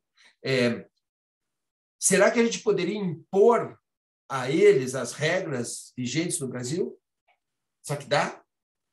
Eles não participaram da composição da Constituinte, então, bom, então para eles isso não se impõe.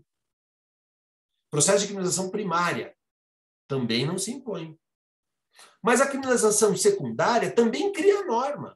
É isso que é importante lembrar. O juiz cria a norma aplicável ao caso concreto. E é por isso que lá no processo penal acontece também uma discussão em igualdade de oportunidade discursiva e que quando essa igualdade de oportunidade discursiva não acontece, a norma dela resultante não pode ser aplicável àquele réu. É simples. Mas essa é uma fórmula de consenso obtida, Daniel, obtida por debate, argumentação contraposta, tese, antítese, síntese na sentença, mas com recurso em cima, que revisa de novo e outra vez. E não pela melhor interpretação hermenêutica, por muito que queira Solene Streck. Tá? A questão é outra. A conversa é outra. Aqui nós estamos falando de um outro tipo de consenso, que não é um decote. Ao contrário, é botar tudo lá dentro, as particularidades, inclusive. Ou não é assim? Quando eu digo, olha, o meu réu tem que ser exculpado porque ele tem uma vulnerabilidade diferente de todo mundo. Isso é universal? Não. Isso é particular, mas entra no jogo de discussão. Então, o que eu diria para vocês, a grande diferença entre a fórmula de consenso do Rawls e a fórmula de consenso do Habermas é que uma tem pretensão de universalidade e outra ao contrário. Inclui pela diferença. Sabe? E invalida quando as possibilidades de inclusão dessa diferença não entram no jogo.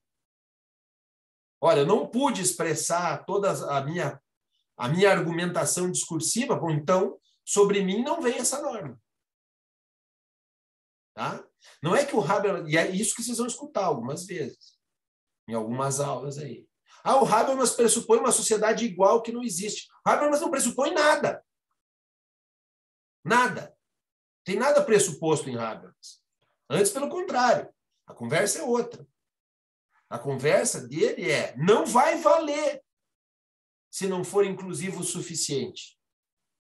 Esse é o consenso buscado. Sabe? Então, não sei se ajudou aí, Roberta, na tua questão também. Imagino que sim. Né? Perfeitamente, professor. Eu compreendi melhor o texto como um todo agora. Muito bem, mas vamos em frente. Só um adendo bem rápido, professor. Claro, elogiando, já que abriu a minha mente nesse particular, mas outra parte interessante do texto, e como eu estou estudando o direito norte-americano, eu percebi, e esqueci de levantar isso até com o orientador, né, com o João Roberto, professor. Mas é interessante que eles trazem ali que, discutindo sobre o Alexis, veio o Matias Klatt participar do debate, e ele falou que se surpreendeu quando viu que as deliberações da Suprema Corte do Brasil é resultado de uma soma dos votos individuais de cada ministro. Não é um debate convergendo para uma ideia como você vê os acordos norte-americanos. Né? Qualquer um de Frankfurt se assustaria, né? Vendo isso. Que é isso, cara? Como assim? Eu costumo dizer, gente, aqui vai um elogio, tá? Público. Isso aqui fica gravado, né? Vai para canais de internet, né? Aqui vai um elogio público à Câmara em que eu atuo, sabe? Eu atuo na primeira Câmara do Tribunal de Justiça do Paraná, onde tem debate. Tem debate.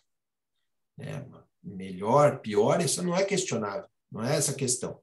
A questão é que o cara põe o voto dele lá, o revisor revisa mesmo, e às vezes o cara diz, não, olha, não era isso que eu entendi, e vai, a coisa sai de pauta. É claro que o volume acaba, como em todos os lugares, acachapando um pouco a coisa. Existem aqueles plenários virtuais, existe tudo isso, né? Mas olhando para tudo que a gente tem disponível na Justiça Paranaense hoje, eu diria para vocês que a primeira Câmara é um lugar onde tem um espaço de debate interessante, né? Vence sempre o melhor argumento? Não sei, cara. Isso aí, quer dizer, para o meu critério vai ser, eu vou achar que não, outro cara vai achar que sim, mas não é essa que, né? Essa é uma opinião particular. Agora, que acontece a oportunidade discursiva, acontece, de fato, né? E eu já cansei de fazer sessões ali em que acabo sendo convocado para debater algum tema. Já cansou de acontecer, às vezes é possível, às vezes acontece, né? O sujeito se inscreve para a sustentação, ele escreveu lá o recurso, e na defesa, na sustentação, entra em temas que não foram tocados antes. Daí o parecer do Ministério Público também não tocou, porque não era parte do argumento, só que aquilo também faz parte do recurso defensivo, então é preciso falar daquilo. E às vezes sou convocado a falar, assim, até numa situação que nem é oportuno tempo, né? Porque os debates acontecem, de fato. Ali se debate, sabe? Então, fica aqui um elogio público a isso. É um espaço de consciência que não é o ideal, pode até não ser, mas é bem melhor do que isso que o Daniel disse. Olha, cada um vota por si, ninguém olha um para o outro, não querem saber. Não, peraí. Eu sou testigo de ocasiões em que uma ideia convenceu o outro julgador no plenário, no debate, né? E isso eu acho que conta. Isso é o que o Daniel está dizendo, né? A diferença é muito estranho que bota lá os votos e cada um vota e está tudo certo. Não, peraí, não é um número. A questão é um pouco prevalecer o melhor argumento, né?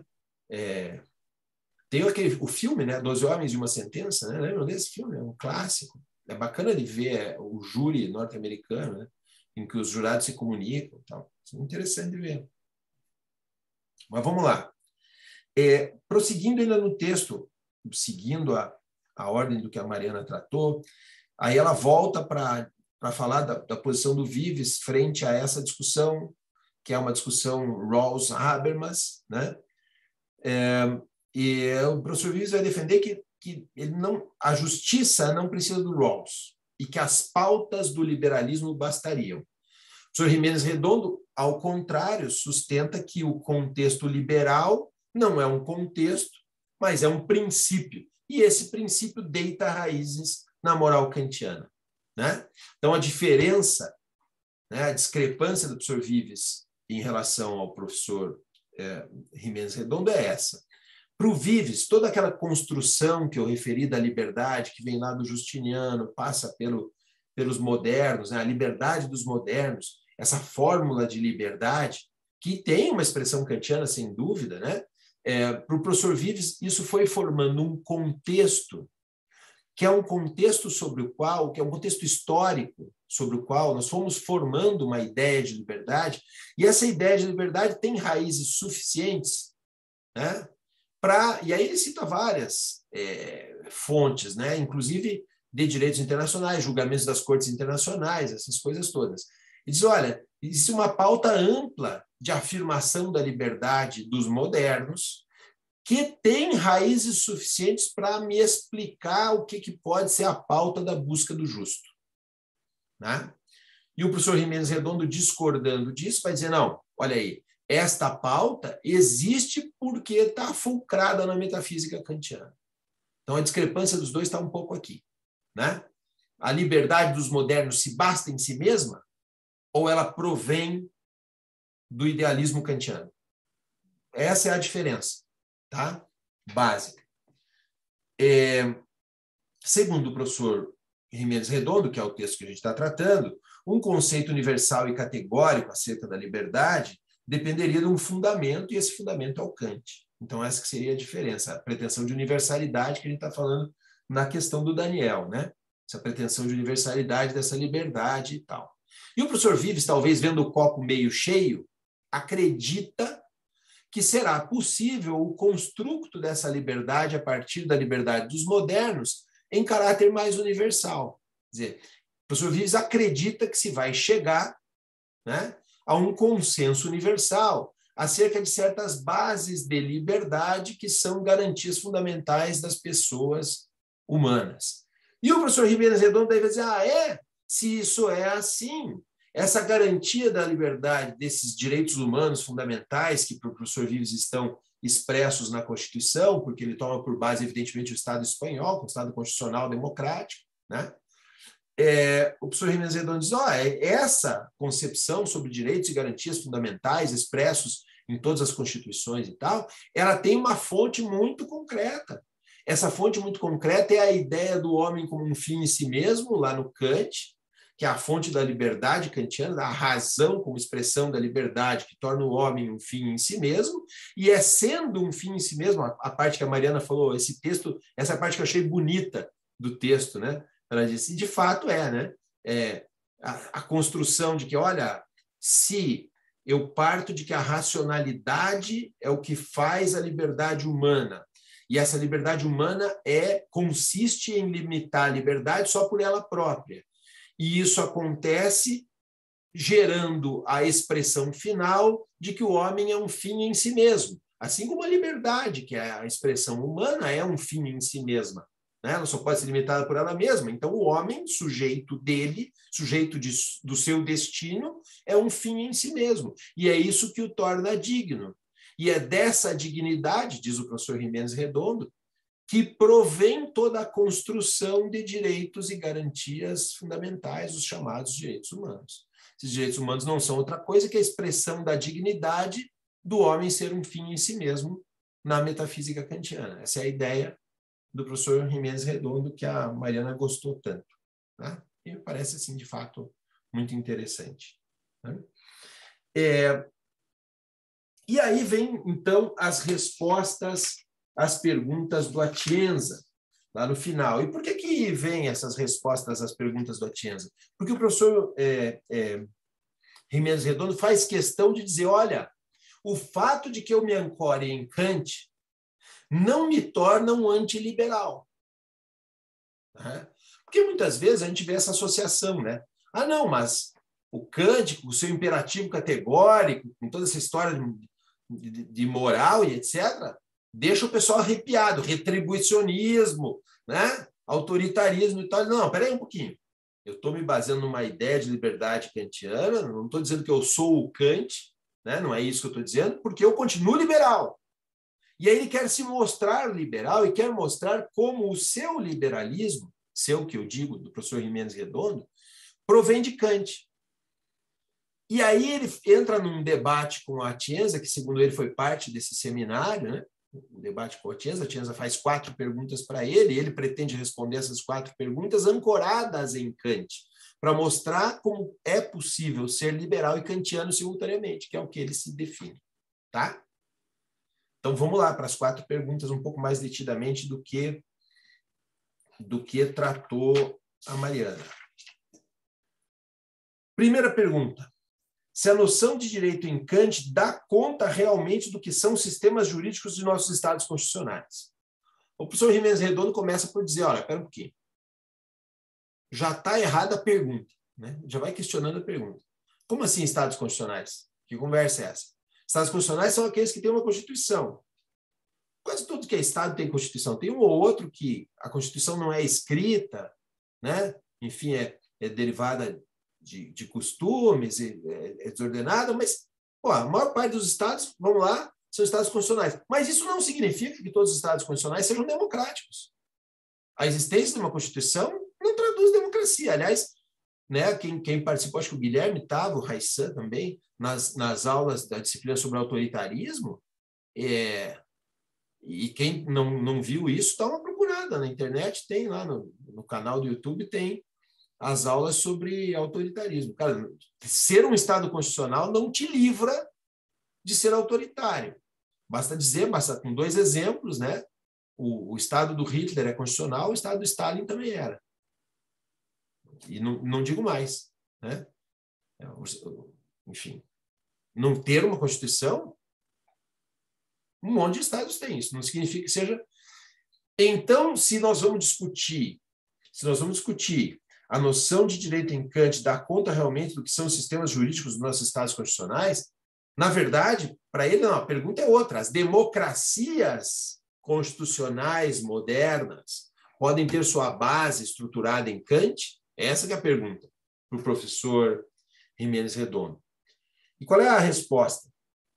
A teoria de direito de Kant, página 585, dá conta efetivamente do direito das democracias liberais, atendendo como princípio básico ao princípio de igual liberdade sob leis gerais provenientes da vontade unida de todos. Ou, como disse Kant, aos princípios de uma república pura, que é a forma de Estado a que qualquer outra Constituição aspira incondicionalmente e deve aspirar.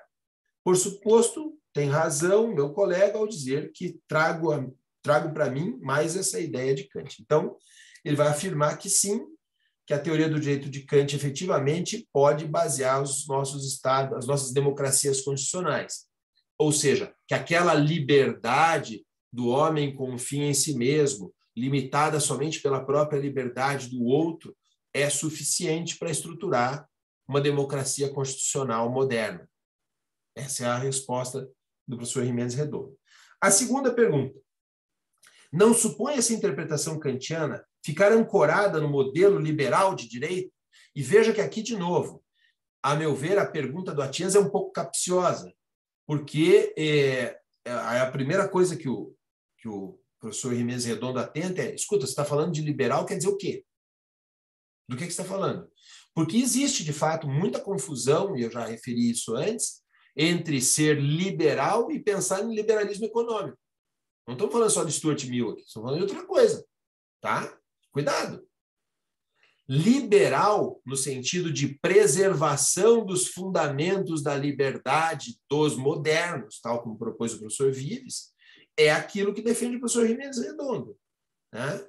Então, tomado dessa forma, se por Estado liberal de direito deve entender-se articulado conforme o princípio de liberdade e ao princípio democrático, no sentido em que eu acabo de indicar, eu entendo que uma política ilustrada só pode ter por base os princípios e que não tem outra ancoragem possível.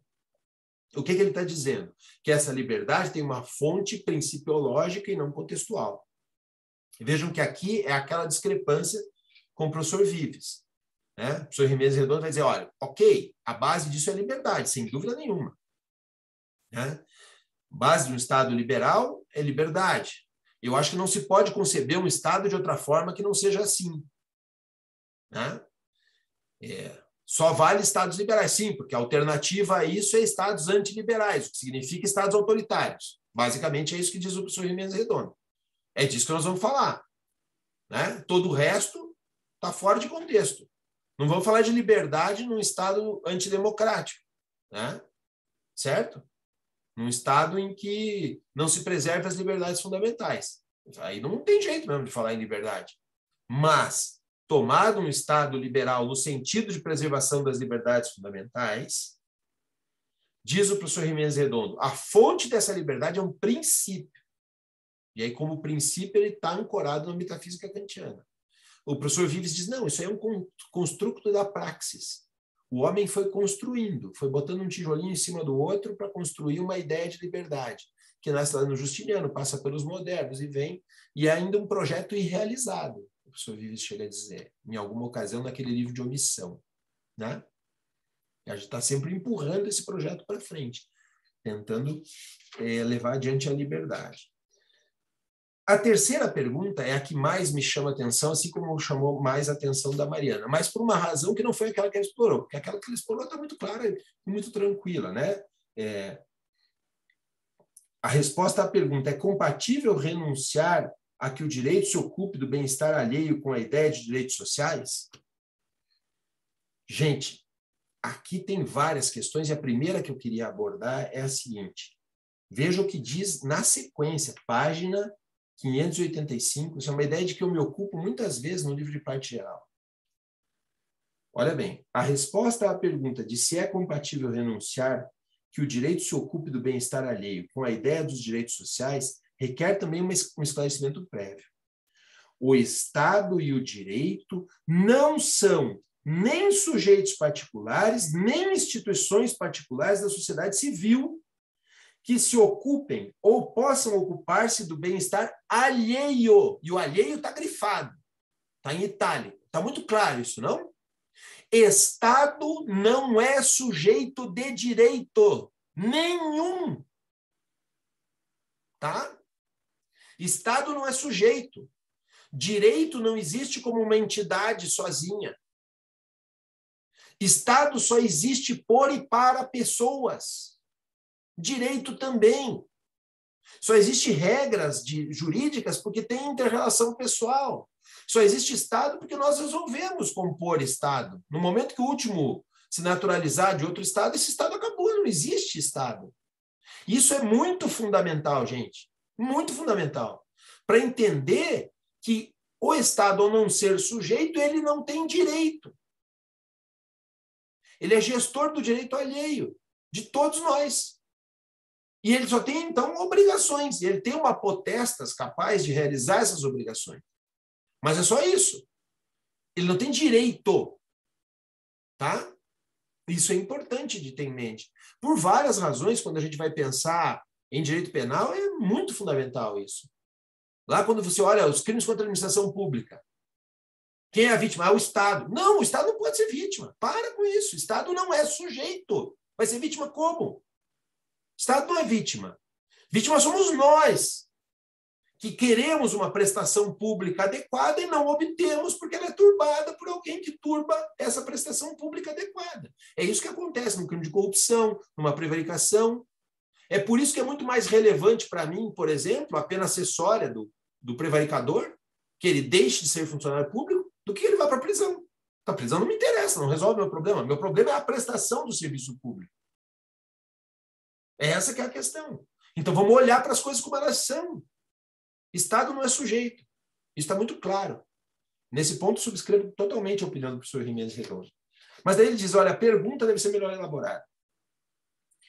A pergunta deve ser se uma ordem de direito vinculada ao princípio de igual liberdade e ao princípio democrático deve incluir, além dos direitos de liberdade e dos direitos de participação política, também outra classe de direitos como terceiro ingrediente do sistema dos direitos.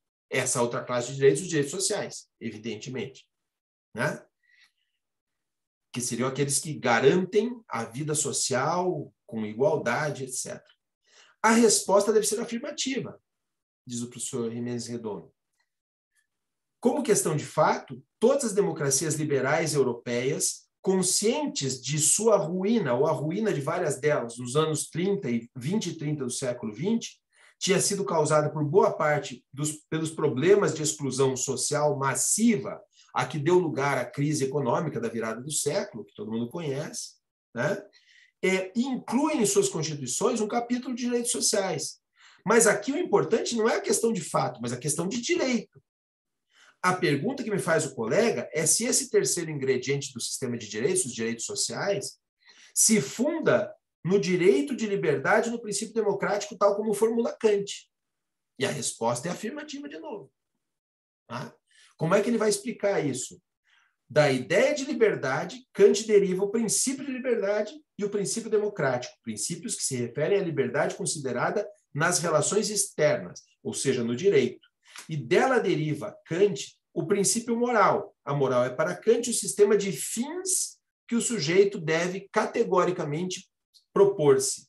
Um Estado que tratasse de impor um sistema de fins do sujeito deve um sistema de fins que o sujeito deva propor-se seria uma ditadura. Ou seja, um Estado que não escolhe os direitos, ou que escolhe os fins a que deve aspirar o sujeito em lugar dele, vira ditadura.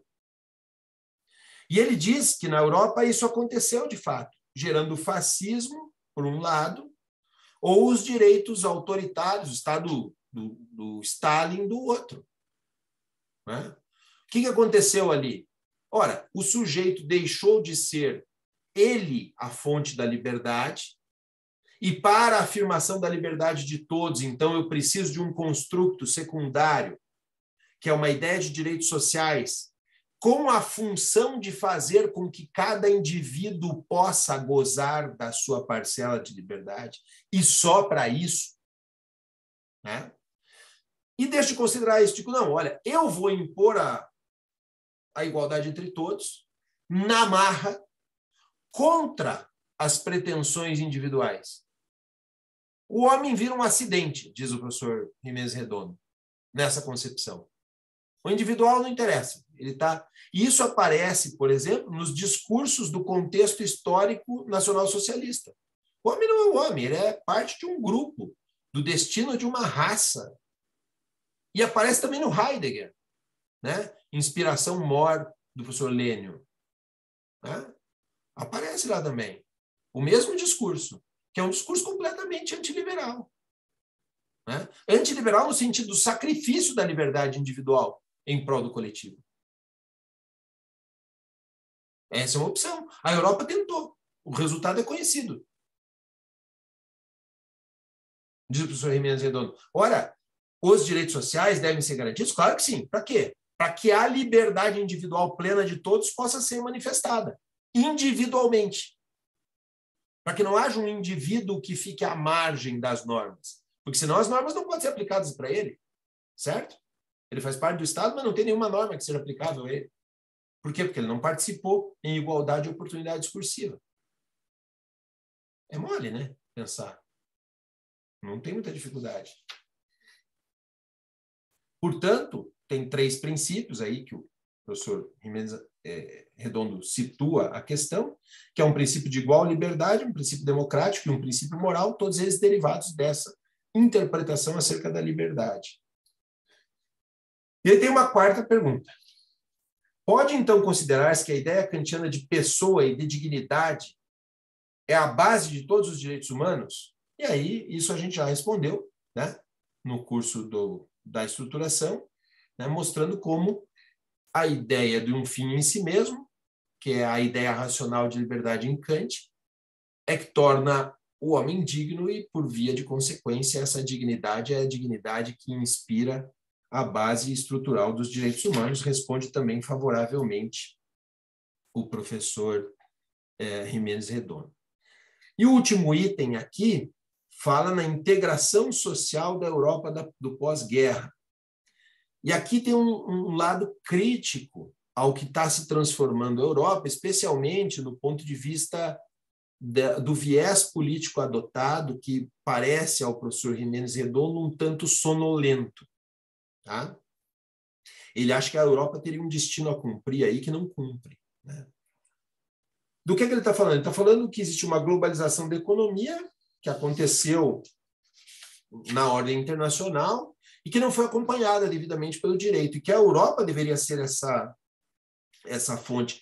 Eu quero lembrar vocês que o Tratado da Economia, que unificou o euro, por exemplo, é de 2001. O Tratado de Maastricht. Pô, são 21 anos já. Se avançou muito pouco nessa questão da universalidade dos direitos, das garantias. É preciso o fim do Estado-nação. É preciso, como capítulo, para almejar alguma coisa, no sentido dessa uniformidade das liberdades ou da preservação. Uma coisa, sem dúvida, falida é o Estado Nacional. E aqui ele fala exatamente disso, dizendo, por exemplo, que não se trata de questionar o princípio da liberdade ou o princípio democrático, nem que a teoria geral do Keynes tenha sido refutada ou que, inclusive, tenha se tornado inservível. Só que essa supõe uma administração estatal democraticamente legitimada que seja capaz de pôr condições marginais e efetivas ao movimento global do econômico. E as administrações dos Estados nacionais existentes começam a ficar longe disso. Unidades políticas mais amplas capazes de tomar as rédeas do movimento econômico estão ainda em estado de esboço. Ou seja, o que ele está dizendo é assim, a economia se globalizou já, e as regras que deveriam tomar as rédeas do controle da afirmação e preservação dessas liberdades, não deram conta. Não deram conta porque a fonte disso é nacional, é Estado-nação ainda, né? Porque ainda eu me sinto brasileiro, ao invés de me sentir um cidadão do mundo, muito embora a pandemia que me afeta é mundial, a guerra da Rússia sobe o pão na esquina da minha casa, entendeu? Quando é que nós vamos entender que nós somos cidadãos do mundo, cara? Quando? O que é que falta? Se a gente está sendo atingido individualmente e cotidianamente por questões universais.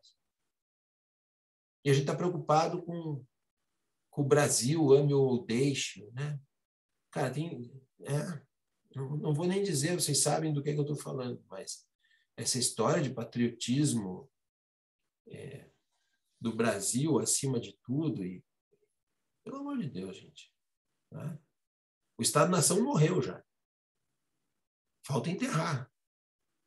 Os problemas não são nacionais, são globais. Né? E as soluções, obviamente, também. Então, as regulações devem ser também. A preservação da liberdade também. Enquanto a gente se preocupar em ser livre só no nosso quintal, a gente vai ser levado de roldão, porque não é assim que a banda toca. Né?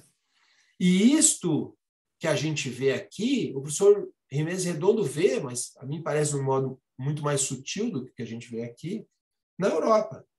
Ele diz, essa mesma, deverá ser essa mesma liberdade que, não desistindo do seu caráter de lei para si mesma, vinculada aos princípios, deverá construir novas formas com as quais se dê viabilidade. Ou seja, a fonte para ele de solução disso continua sendo preservação da liberdade. Né?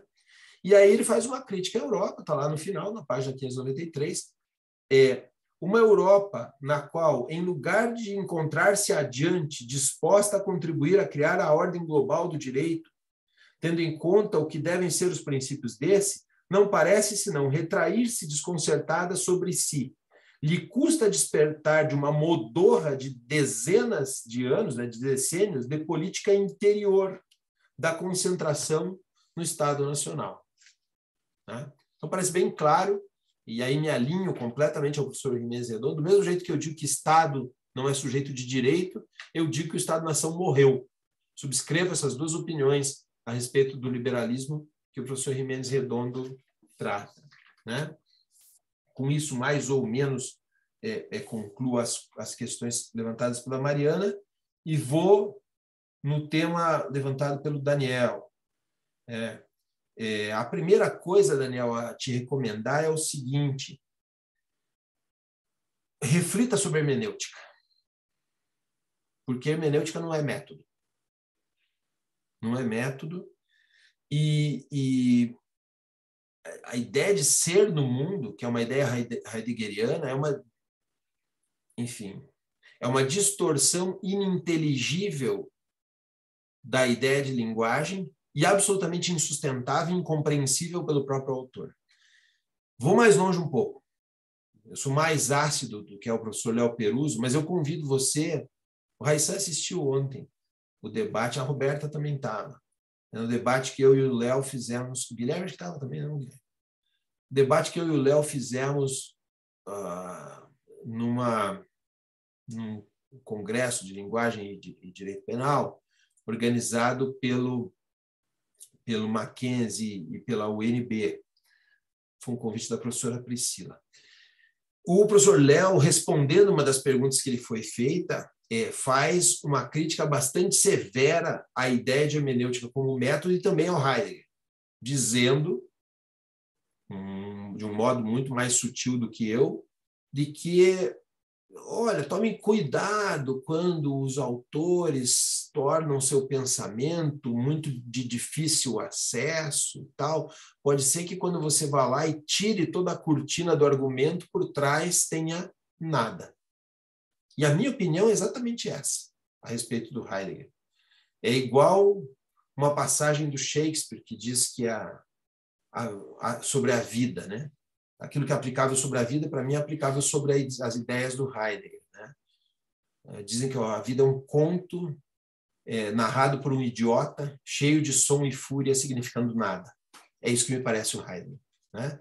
É um discurso vazio de quem não entende patavina de linguagem e que pretende uma ontologia da linguagem que é impossível de alcançar, mas que fica muito bem escondida e disfarçada num argumento todo rebuscado que absolutamente é ininteligível e não funciona, a ponto de ele ter que recorrer a expressões como um ser em si, que nem ele mesmo consegue explicar o que é. Essa é a minha opinião sobre o Heidegger, né? Não passa de um nazista que se finge de erudito. É uma opinião pessoal, né? Fica a gosto de cada um ter a sua, né? Então, eu tomaria com muita reserva, né, qualquer coisa que venha tomando hermenêutica como método, especialmente se ela está fundada em Heidegger. Mas eu sugiro que melhor seja ouvir o professor Peruso sobre isso, porque, além de tudo, ele faz uma ampla referência de autores que podem servir para essa apreciação, muito melhor do que a nossa temática aqui, que é um pouco limitada nesse sentido, né? Nem se entra muito nessa discussão. Reitero essa questão de direito interno e externo, continuo achando que a opinião mais completa que eu vi foi do Refe, e eu vi já que você tem muita preocupação com isso, e eu acho que tem razão, porque você faz um trabalho que é um pouco de unificação de common law e civil law, que são sistemas jurídicos, é muito mais complexo, né, do que isso. Então, o Refe me parece que é um autor bem interessante para você, é um autor-chave, você deveria ler. E aí a pergunta se houve tréplica do professor Vives, eu acho que não, cara, eu não li nenhuma, mas eu acho até que o professor Vives não se incomodaria muito com a discrepância do Ximenes Redondo, porque, vamos lá, o professor Vives é um cara muito mais preocupado com a prática, né? E ele acha que o Wittgenstein oferece a posição de decote, ou seja, vamos dizer assim, de um recorte do que pode ser aproveitado da filosofia para fins práticos. E aí ele diria, o Wittgenstein, olhando para o Kant, diria, olha, esse edifício seu é muito bonito, mas não resolve minha prática, eu preciso de uma solução prática, né? Então, o professor Vives vai se ancorar na solução prática, respeitando que aqueles filósofos continuem fazendo a pergunta melhor elaborada possível, e certamente ele te diria que uma das pessoas que melhor elabora as perguntas é o professor Ximenes Redondo, que é muito amigo dele, né? Então, eu acho que eles têm assim um respeito mútuo de opiniões, e eles discrepam só pela posição que eles ocupam, né? Afinal de contas, enquanto um é filósofo e catedrático, tal, o outro foi juiz, foi promotor, precisa dar uma solução para o caso concreto, não dava para esperar, né, o estabelecimento da liberdade kantiana como fundamento do universo, né? Tem que resolver o processo em 5 dias, né? Eu acho que esse é o desespero do professor Vives, que dava saída a esse ponto de vista, né? Mais prático, vamos dizer assim.